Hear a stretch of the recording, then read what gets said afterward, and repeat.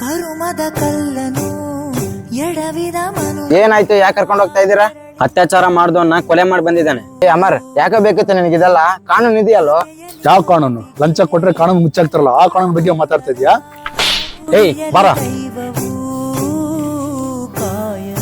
ಹೆಣ್ಮಕ್ಳು ಸಂಪ್ರದಾಯ ಪ್ರಕಾರ ಇರ್ಬೇಕು. ಅದನ್ನ ಬಿಟ್ಟು ಅರ್ಧಂಬರ್ಧ ಚಡ್ಡಿ ಹಾಕಿ ಓಡಾಡಿದ್ರೆ ರೇಪ್ ಆಗ್ತಾವ, ನಾಳೆ ಕೊಲೆನೂ ಆಗ್ತಾವ. ನಿಮ್ ತಂಗಿ ರೇಪ್ ಮಾಡಿದ್ರೆ ನೀನ್ ನೋಡ್ಕೊಂಡು ಸುಮ್ನೆ ಇರ್ತಿದ್ಯಾ?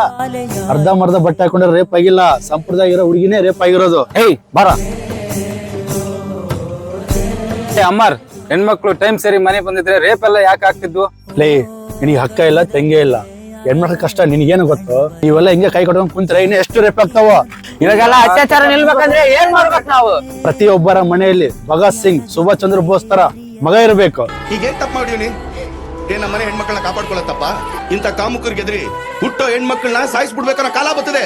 ನಾವಿಂತವ್ರನ್ನ ಎದುರಿಸ್ಕೊಂಡು ನಿಂತ್ಕೊಳ್ಳೇಬೇಕು.